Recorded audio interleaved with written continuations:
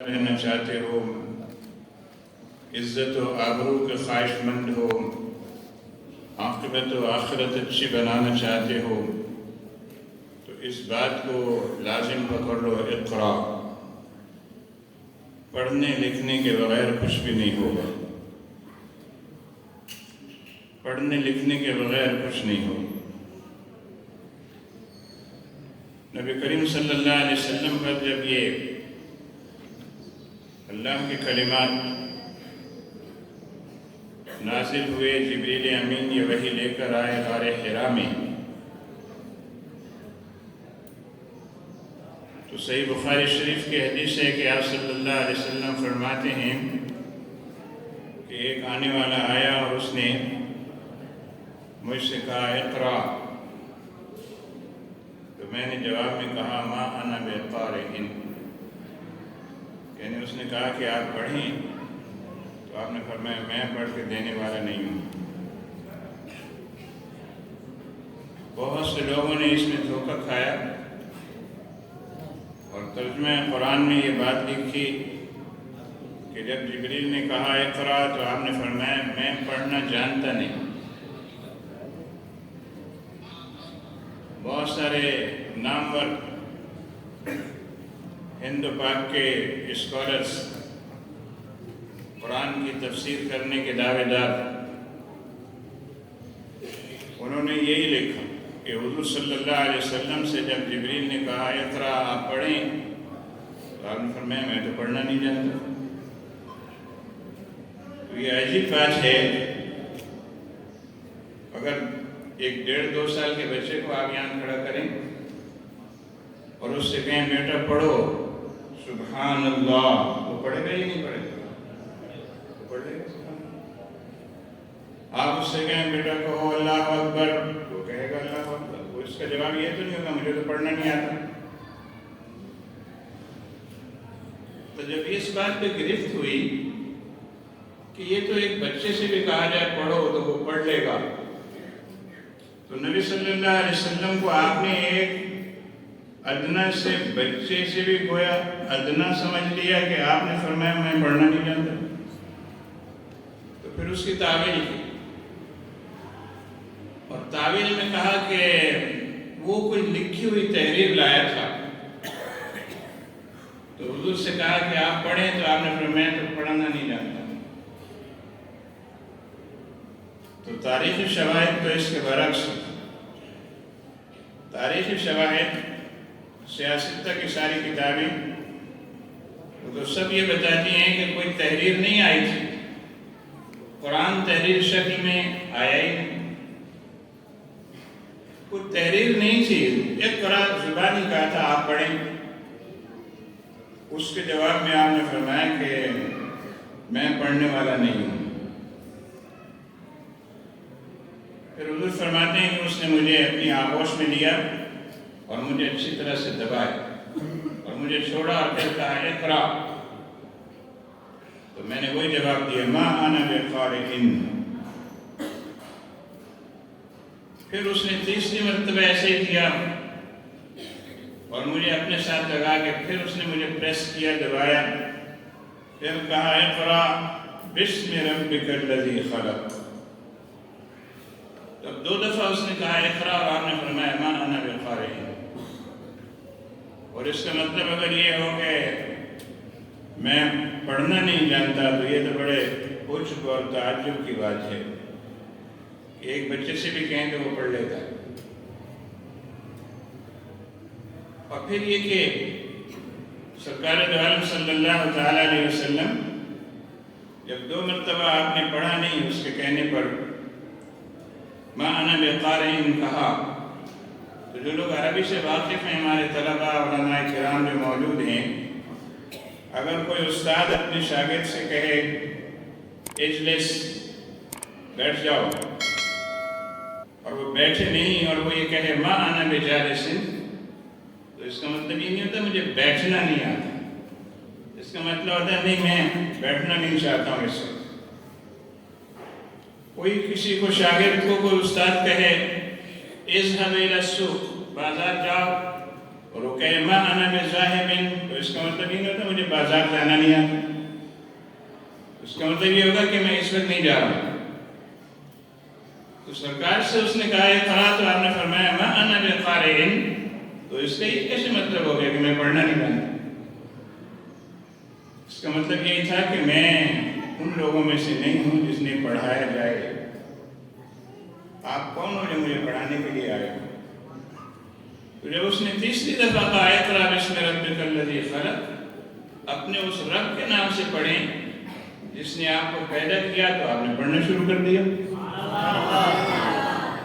تو گویا آپ نے یہ پیغام اور میسج دیا کہ اگر میرے رب کی طرف سے کوئی چیز لائے ہو اور میرا رب یہ کہہ رہا ہے کہ آپ اپنے رب کے نام سے پڑھیں، تب تو میں پڑھتا ہوں. لیکن اگر تم یہ کہو پڑھو تو تم میرے استاد نہیں ہو سکتے. میرا معلم، میرا استاد تو میرا رب ہے.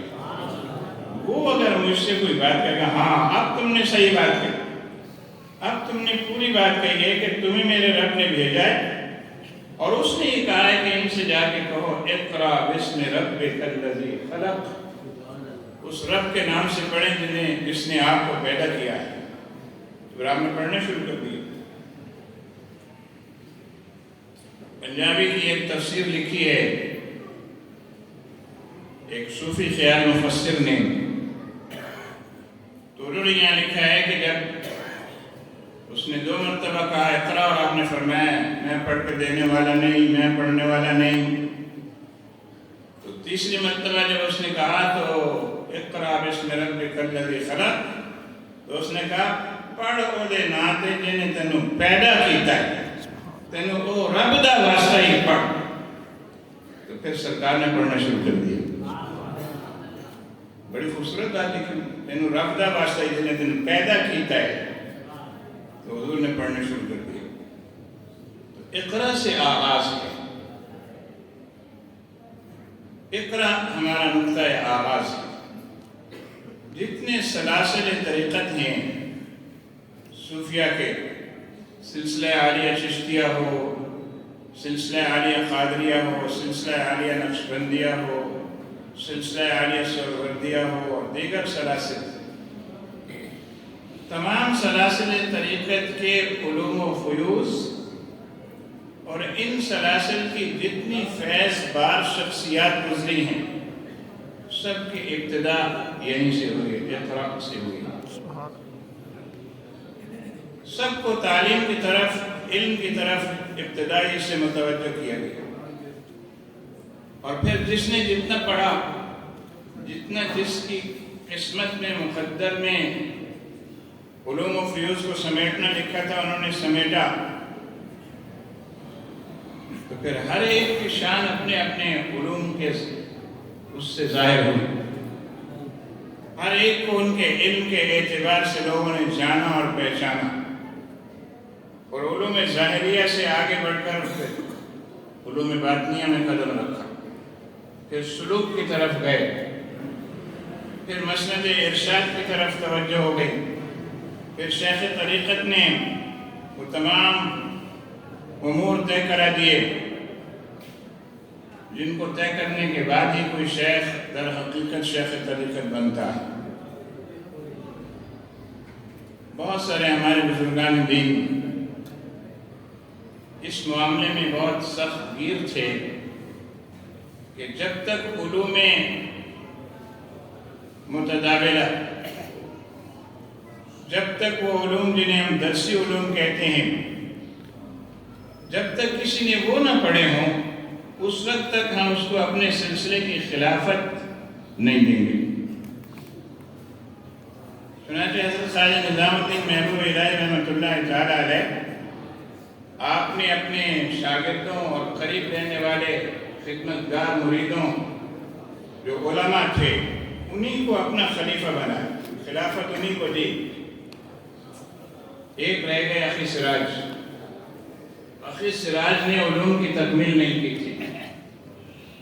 حضرت کے آخری برس چل رہے تھے، ساتھیوں نے سفارش کی کہ آپ کا بہت خدمت گار ہے اور بہت عرصے سے آپ کے ساتھ ہے، جس کو بھی آپ خلافت سے سرفراز فرمائیں تو آپ نے فرمایا شرط پوری کرے،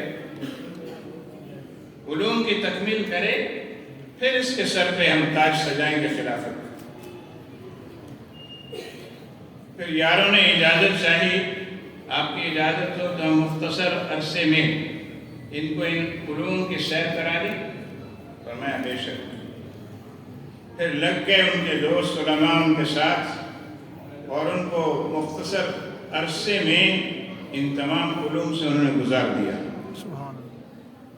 جب تکمیل ہو گئی تو ظاہر امتحان لینے والے تو حضرت نظام الدین تھے رحمۃ اللہ تعالیٰ علیہ۔ پیش کیا گیا تو آپ نے چند مقامات پوچھے اور اس کے بعد فرمایا ہاں اخی سراج اب ٹھیک ہے، اب تم علوم کی تکمیل کر کے آئے ہو، اب تیرے سر پہ دستار باندھتے ہیں۔ سبحان اللہ۔ تو یہ بنیادی شرط سلاسل طریقت میں رہی کہ اقرا کے راستے سے آؤ۔ خود حضرت نظام الدین محبوب الہی رحمۃ اللہ علیہ جب حضرت بابا فرید الدین گنج شکر رحمۃ اللہ علیہ کی خدمت میں حاضر ہوئے، جوان تھے، نوجوان، اور علوم سے فراغت کے بعد آئے اور علوم پر دسترس کا عالم یہ کہ نظام الدین بحاث مشہور تھے، مناظرے کرنے والے، مناظر نظام الدین۔ جب حضرت کی خدمت میں آیا، پوچھا کیسے آنا ہوا، کہا آپ سے سفارشی رکا لکھوانے آیا ہوں، فلاں علاقے کے جو بزرگ ہیں ان کے نام کہ وہ میری سفارش کرتے ہیں تو میں قاضی لگ جاؤں گا، میں نے جو علوم و فنون چاہیے ہوتے ہیں قضا کے لیے وہ سارے پڑھ لیے، آپ کا رکا چلا جائے گا تو مجھے وہ قاضی لگا دیں گے۔ تو حضرت نے غور سے دیکھا تو آپ نے اپنے دل میں ایک فیصلہ کر لیا کہ اس کو قاضی بنانا ہے یا بادشاہ بنانا ہے۔ تو آپ نے رکا لکھ کے نہیں دیا، فرمایا اچھا یہ سب تو تم پڑھ کے آئے ہو، ایک آدھ سبق ہم سے بھی پڑھ لو، پھر اس کے بعد دیکھا جائے گا۔ تو حضرت کا سبق شروع ہو گیا، پڑھنا شروع کر دیا۔ وہ پڑھنا پڑھانا نہیں تھا، اصل میں وہ تربیت شروع ہو گئی، اور جب تربیت شروع ہوئی تو آہستہ آہستہ خواجہ نظام الدین محبوب الہی فرماتے ہیں میرے دل سے وہ قاضی بننے کا خیال نکلتا چلا گیا، اور پھر جب تکمیل ہوئی اور حضرت کو دلی بھیجا بابا صاحب رحمۃ اللہ تعالیٰ علیہ نے، تو فرمایا جہانگیر اٹھو اور یہ جہان تیرے سپرد کرتے ہیں، جا کے اس کو آباد کرو۔ تو جہانگیر بنا دیا، سلطان بنا دیا، اور آپ کا لقب بھی سلطان الاولیاء ہو۔ تو آئے تو قاضی بننے کے لیے تھے، حضرت نے سلطان بنا دیا، بادشاہ بنا دیا، اور بادشاہ بھی صوفیہ کا بادشاہ اور امام۔ تو آغاز ان کا بھی یہیں سے ہوا تھا، اقرأ باسم ربک الذی خلق۔ جو ہمارے عزیز طلباء اس وقت موجود ہیں، یہاں زیر تعلیم ہیں، انہوں نے بھی اور جتنے علماء کرام تشریف فرمائے ہیں سب نے آغاز یہیں سے کیا ہے، سب کا آغاز جو ہے اسی سے ہوا ہے، اقرأ باسم ربک الذی خلق سے ہوا ہے۔ تو الحمدللہ پھر یہ علمی ترقی ہوتی رہتی ہے اور وقت آگے بڑھتا رہتا ہے، اللہ کا فضل اور احسان شامل حال ہوتا رہتا ہے۔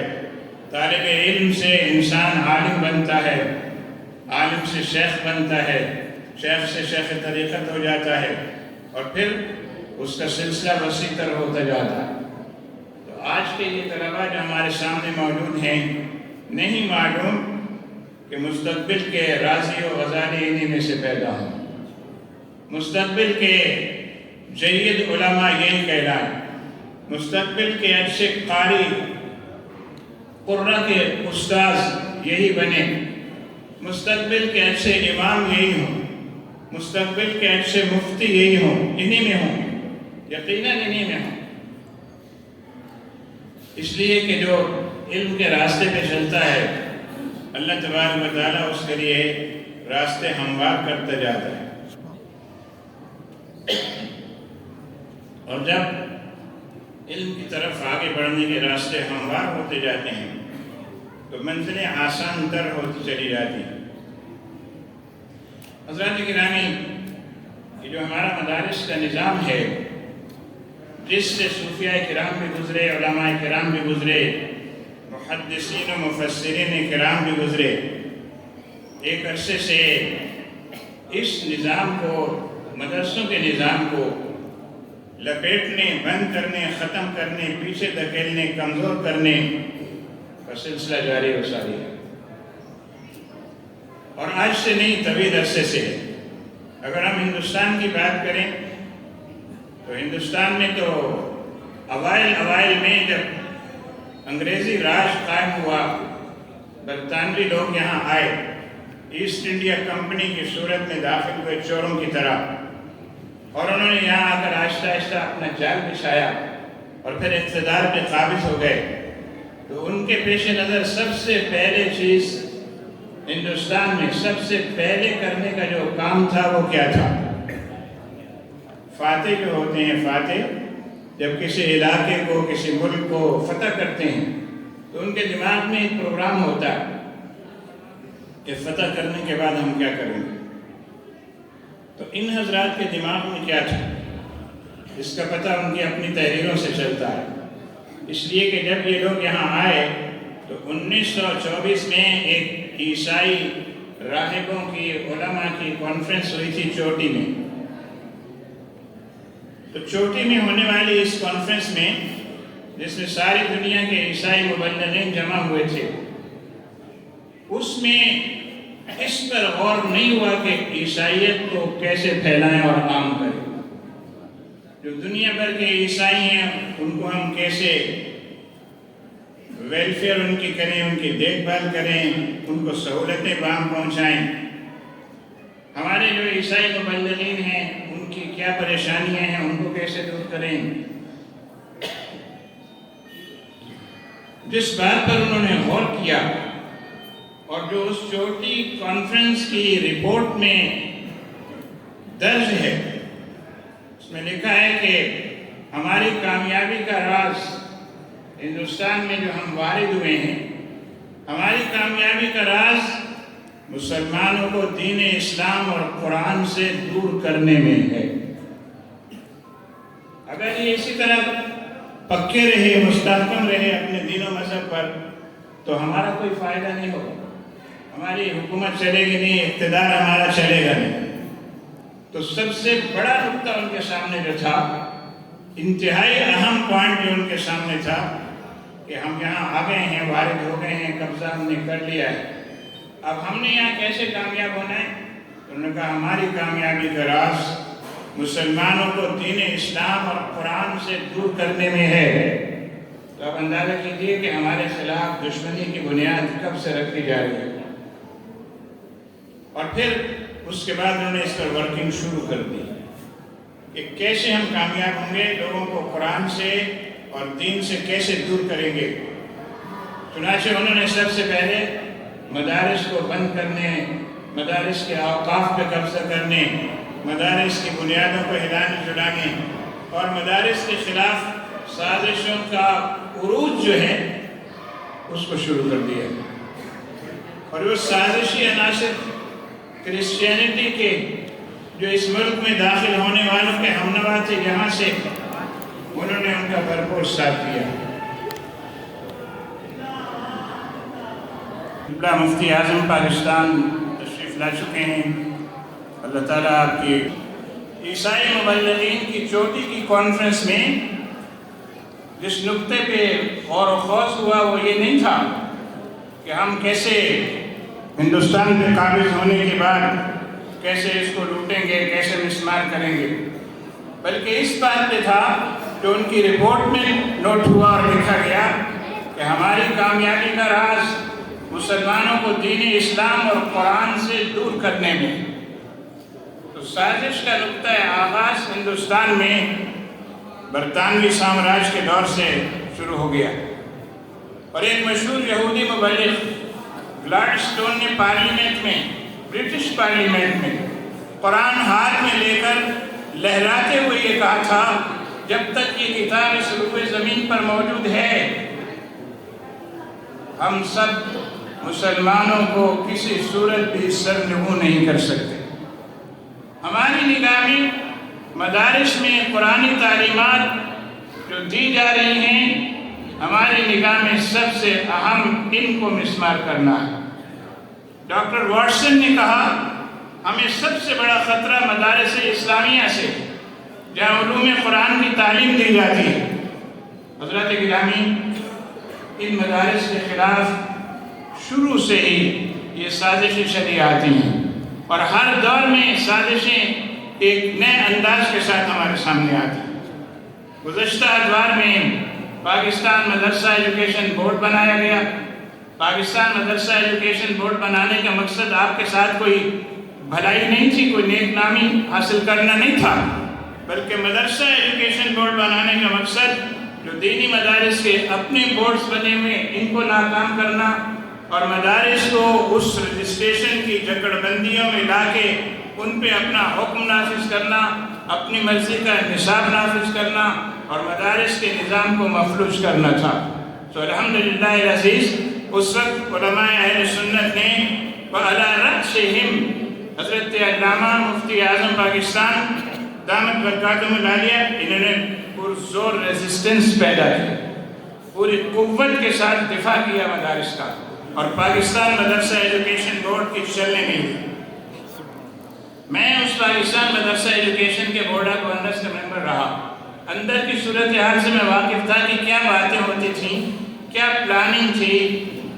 تمام تر کوشش یہی تھی کہ مدارس کو کسی طرح اس بورڈ کے ساتھ رجسٹر کر دیں، اور اس کے جو آزاد بورڈ ہیں، وفاق ہیں، تنظیم ہے، اس سے ان کو الگ کر دیا جائے اور ناکام کیا جائے۔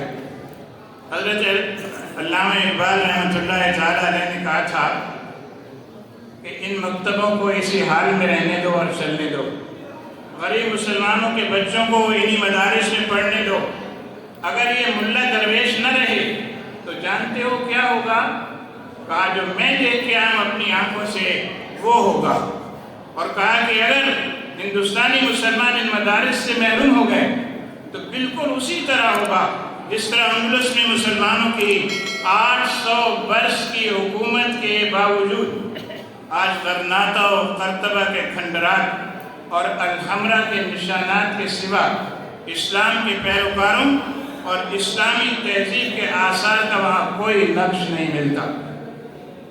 تو مدارس غنیمت ہیں، مدارس دین کے شجر کی آبیاری کے لیے، دین کی شمع کو جلائے رکھنے کے لیے، روشن رکھنے کے لیے، اور واقعتاً اگر مدارس پر کوئی برا وقت خدا نخواستہ آتا ہے تو سمجھ لیجیے وہ صرف مدارس پر برا وقت نہیں ہے، وہ دین اسلام کے لیے برا وقت ہے، اور اس کی ہر دور میں کوششیں اور سازشیں جاری رہتی ہیں۔ انگریز نے سب سے پہلے ہندوستان میں مدارس اور خانقاہوں ہی کو مسمار کیا، ان کے اوقاف اپنے قبضے میں لے لیے، ان کے ذرائع آمدن کو بند کر دیا۔ آج بھی صورتحال ایسی ہے، بڑے بڑے یتیم کھڑے کر دیے انہوں نے ملک کے اندر۔ اے جی صاحب بہت بڑے یتیم ہیں، اور شیپا صاحب بہت بڑے یتیم ہیں، اس کے علاوہ انڈس ہاسپٹل بہت بڑا یتیم ہے، تمام ہاسپٹل، سول ہاسپٹل، ایون یہ کہ آغا خان ہاسپٹل بڑا یتیم ہے، اور کہا جاتا ہے بزنس مینوں کو کہ زکوٰۃ اپنی وہاں بھیجو کہ وہاں غریبوں کا علاج ہوتا ہے۔ کیا حکومتوں کا یہ کام ہوتا ہے کہ پبلک سے زکوٰۃ وصول کر کے ان بڑے بڑے برجوں کو پروان چڑھائیں اور ان کے منہ میں زکوٰۃ کا مال ڈالیں اور پھر نیک نامی جتلائیں کہ ان سے غریبوں کے علاج ہو رہے ہیں؟ علاج معالجے کی سہولت فراہم کرنا حکومتوں کی ذمہ داری ہوا کرتی ہے۔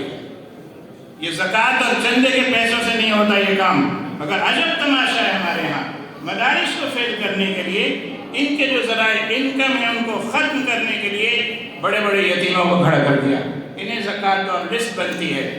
ہمارے جو اسلامی بینک ہیں یہ چیریٹی کرتے ہیں، اور ہر سال کروڑوں روپے کی چیریٹی کرتے ہیں، اور چیریٹی کرنے کا جو بورڈ کے پاس اختیار ہوتا ہے، اس بورڈ کے پاس ایک لسٹ ہوتی ہے، اس لسٹ میں انہی بڑے بڑے یتیموں کے نام لکھے ہوئے ہوتے ہیں کہ آپ اپنے چیریٹی کا جو پیسہ ہے ان اداروں کو دیں گے، اس کے علاوہ کسی کو نہیں دیں گے۔ تاکہ مدارس کو فائدہ نہ پہنچے. یہ جو تحریک ہے مدارس کی یہ دم توڑ جائے, یہ ختم ہو جائے. اللہ تبارک و تعالیٰ اس شر اور فتنے سے محفوظ فرمائے. حضرات گرامی, آج کی اس بزم میں, اس محفل میں جہاں ہم سب موجود ہیں, یہ اسی تحریک کے احیاء کا ایک سلسلہ ہے جو تحریک مدارس دینیہ و اسلامیہ کی تحریک ہے. اس تحریک کو جاری رکھنے, اس کو پروان چڑھانے کے لیے ہر بندہ مومن کی ذمہ داری ہے. جو کلمہ پڑھتا ہے اس کی یہ ذمہ داری بنتی ہے کہ اس کلمے کا سبق دینے والے ان مدارس کے اوپر خرچ کریں, ان پر اپنا سب کچھ فدا کریں, ان کے لیے اپنی صرف دولت صرف نہیں کریں, اپنی توانائیاں بھی صرف کریں. جہاں کہیں ان کو کسی معاملے میں دشواری کا سامنا ہو, یہ نہیں کہ مولوی صاحب آپ خود ہی کھڑے ہو جائیں اور نمٹ لیں, وہاں آپ کھڑے ہو جائیں, آپ معاون بنیں تاکہ یہ تحریک مدارس کی جو ہے وہ چلتی رہے. 1 جنوری 2003 تک حضرت مولانا محمد اسماعیل سیالوی صاحب دامت برکاتہم العالیہ نے یہاں مدرسے کا آغاز کیا تھا, باقاعدہ مدرسے کا. یہاں مسجد میں بچوں کے پڑھنے کا سلسلہ ہلکا پھلکا جاری تھا, لیکن باقاعدہ اس کو مدرسے کا روپ دینا, مدرسہ بنانا اور قائم کرنا, اور اس کا نام جامع مدینۃ العلم رکھنا, اور اس سلسلے کو لے کے آگے چلنا, یہ قاری محمد اسماعیل سیالوی صاحب نے اس کا آغاز کیا 2003. میں اس وقت بھی حاضر ہوا تھا یہاں سے ادارے میں, اس مسجد میں, جب اس کا آغاز ہو رہا تھا. 23 ستمبر 2008 کو یہ ادارہ, یہ مدرسہ ابن قاری صاحب نے حضرت قاری عبدالرزاق چشتی صاحب, اللہ تبارک و تعالیٰ ان کی عمر میں برکتیں عطا فرمائے, ان کے حوالے کیا کہ یہ میرے شاگرد رشید ہیں, میرے اچھے ساتھی ہیں, معاون ہیں, باصلاحیت ہیں, اس مدرسے کو چلا لیں گے. الحمدللہ انہوں نے چلا کے دکھا دیا اور ثابت کر دیا کہ واقعی ان کا انتخاب اس کام کے لیے درست تھا.